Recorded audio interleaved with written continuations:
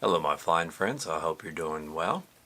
I had a friend reach out to me and said, hey, would you be interested in flying your drone over our water skiers? He has a ski school and they wanted to get 5 skiers up at once, and he had some amazing images in his head that he wanted to see if I could capture.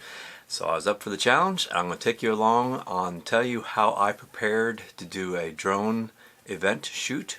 What I did to my drones, and then how I prepared, safety protocol, and so forth. I will put timestamps in the description below so you can skip ahead to a certain section. So for this drone shoot, I ended up using 2 drones. I have my DJI Mavic 2 and I have the Polo Pro variable neutral density filters on there. That allows me to fly at a fixed aperture or fixed shutter speed and get much better, smoother results with my video. So I started off with the Mavic 2 just so I can kind of get my fingers used to flying and kind of calm my nerves and all that. Also, it produces amazing footage, and you can very easily hover as well as fly forwards and backwards and even sideways to chase a boat around. Plus you have the GPS where you can have it returned home. After a couple flights on my DJI, I brought out my Lumineer QAV that I bought from Get FPV, and as you can see, I modified it. I took a second GoPro mount, put it on the bottom, and just attached this GoPro Bowie to it with an extra battery strap.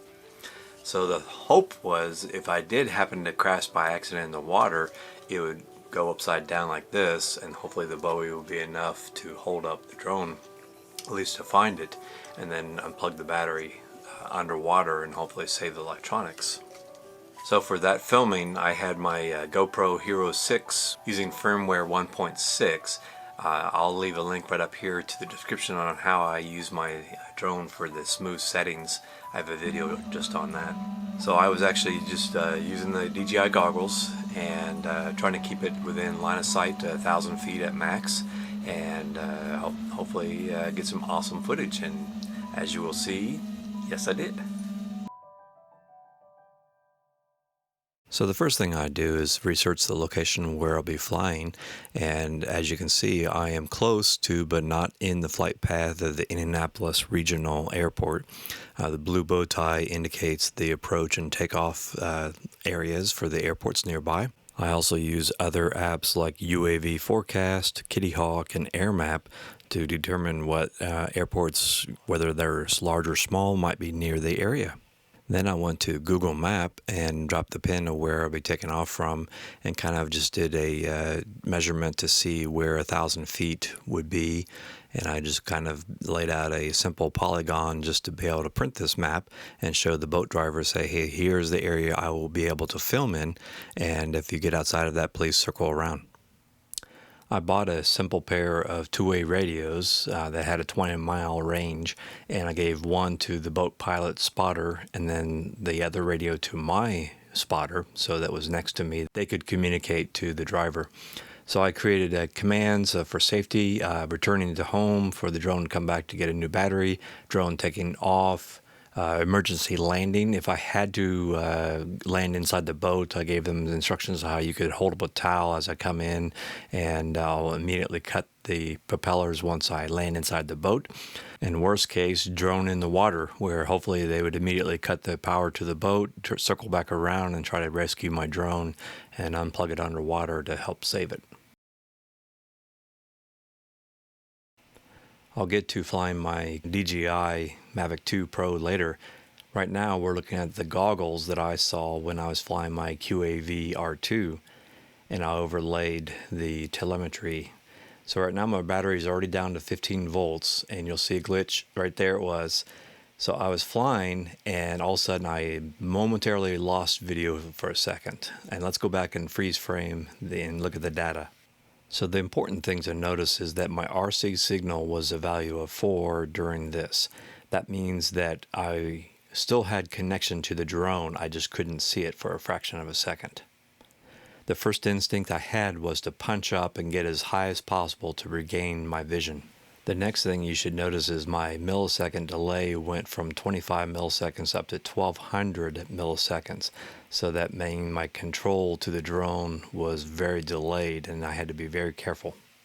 Finally, my video bitrate went from 25 megabits down to 4 megabits. So I had to kind of trust my instincts and just fly, knowing that eventually it's going to get better, I hope. So after going through that blackout and nearly lose my quad, you would have thought I would have come back. Well, my mind just kind of took over and he was taking off in the boat, and so I decided to go chase him. And I'm getting my footage, and then all of a sudden I look at my battery voltage and it's already down to 14.6, and here I am across the lake. It's like, oh my goodness, I have screwed the pooch. I am going down for sure. So what I did is I turned around, and from here I just tried to fly as smooth as possible, not using my voltage.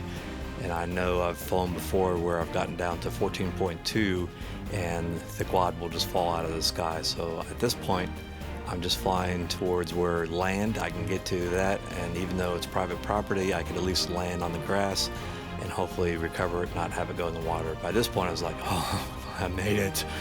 And so I'm just flying and trying to get back to where I was.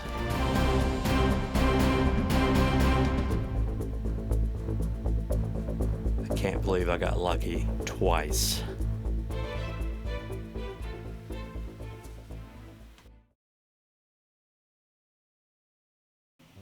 Now we're going to analyze the flying of the DJI Mavic 2 Pro. So I am flying in P for positioning mode, which is the GPS is turned on. So if I do let go of the sticks, then it will just hover right there. I did modify the sport mode so that I could fly in attitude instead of sport, and that what that does is it turns off the GPS. For one, if I happen to lose or GPS lockout, I can actually fly the drone manually. It also allows you to get smoother footage on having really no air brakes. It just allows you to float around. So at this point I'm just starting to do some difficult maneuvers there. I'm flying backwards, so I did some yaw to turn around.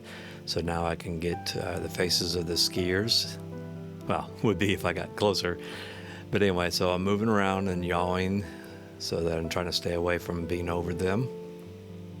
At this point I do a complicated yaw around and then start pushing forward on the sticks. You can see it in the overlay, so I'm trying to catch back up.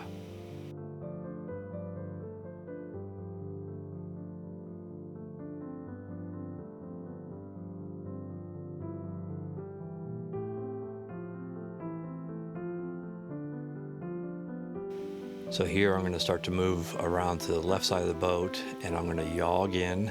So I keep the boat and the skiers in the view. And now that I'm turned sideways, I'm actually yawing, or I'm using my right stick pushed all the way left.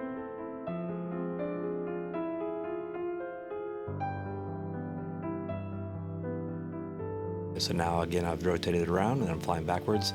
Here I'm going to do a complete 180, keeping everything in track. So this just takes practice. You can do it eventually. One the nice sweep around there with the lights, and on the overlay you can see that I've zoomed out there, and you can see that the yellow area is an extension of the landing zone, but it's still not a controlled airspace where I was flying. The blue bow ties would have been closer to where you should not fly.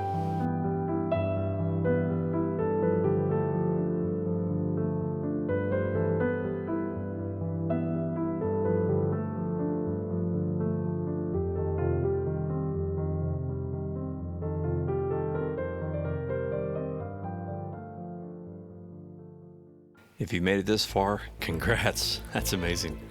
One last tip I want to leave you with: as you can see, I got into an area where all of a sudden out of nowhere all these birds started swarming, and some of them got pretty close to the drone and all that. I was going, nah, that's not worth the footage, so I just started backing up and getting out of there.